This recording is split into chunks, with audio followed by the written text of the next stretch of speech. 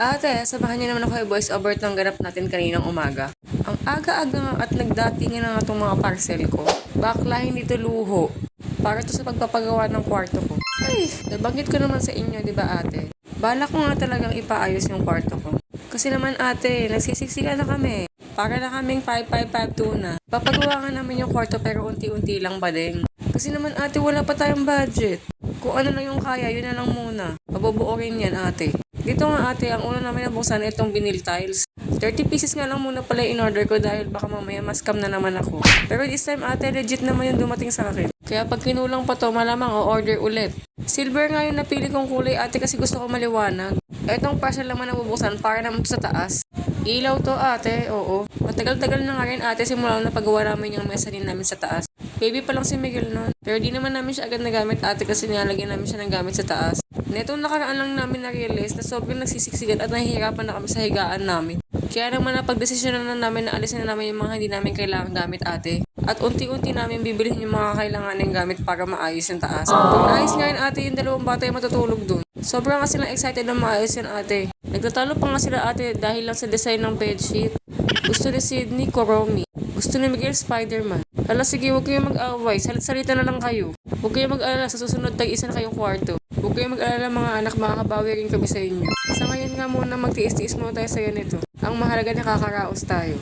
Pagtapos nga namin buksan yung mga parcel ate, ayan kinuha naman namin yung mga nabili namin ng electric tools. Dumiretso na rin kami ng hardware para ayan bumili ng plywood at iba pang kakailanganin ate. Sa mezzanine nga ate, wala pang kisame yun kaya ayan, bibili tayo niyan. Nagbablock na rin kayo bumili ng insulation foam ate. Para kahit papano ate maibsan yung init sa taas. Sa mga nagtatanong nga pala ate, kwarto ko sa pagkadalaga yung pinapaayos ko. Sa ngayon kasi ate wala pa kami sariling bahay. Mga nagsasabi na dapat nangungupahan kami. Ate ginawa namin yun, oo. Pero nung anak na ako sa pangalawa ate, bumalik muna kami dito. At sa mga nagsasabi nga pala dyan na dapat sa asawa na tumitira. Oo ate, tumira din ako din ng 1 year sa kanila. Pero ate, kasi nag-aaral kami. Wala kasi mag-aasikaso sa dalawang bata ate kapag papasok kami dalawa sa school. Unlike dito sa Caloocan na meron naman kahit papalong sisilip sa kanila. Dito nga ate, ayun, pinapalinis namin yung aircon kasi sobrang dumi naman yan. Nung una nga ate, naghahanap pa kami sa online page ng mga naglilinis talaga ng aircon. Yung gusto kasi namin ate yung marunong talaga. Hindi yung runong-runungan lang.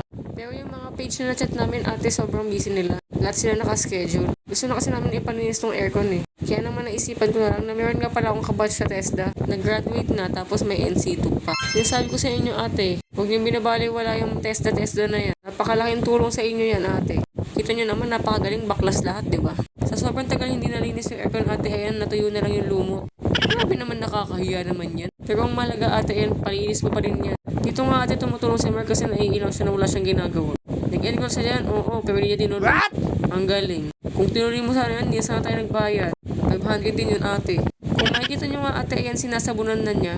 Ang layo na ng itsura niya kaysa kanina. Kulay white pala yan.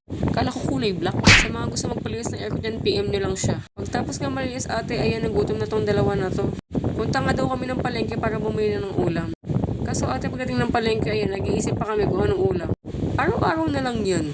Dahil sobrang aga pa ate, asarado pa yung mga suki ko. Ayan, nag-desisyon muna siya na bumili ng siomay sa Siomay House. Hindi ko na nga na-videohan ate yung pagbili ko ng siomay sa Siomay House. Pero pagbaba namin, ayan, bumili naman kami ng fried noodles. Na-miss ko kumain nito. Sobrang sarap talaga niyan. Kung hindi ka pa nakakatikim ng fried noodles ate, ay, bakit?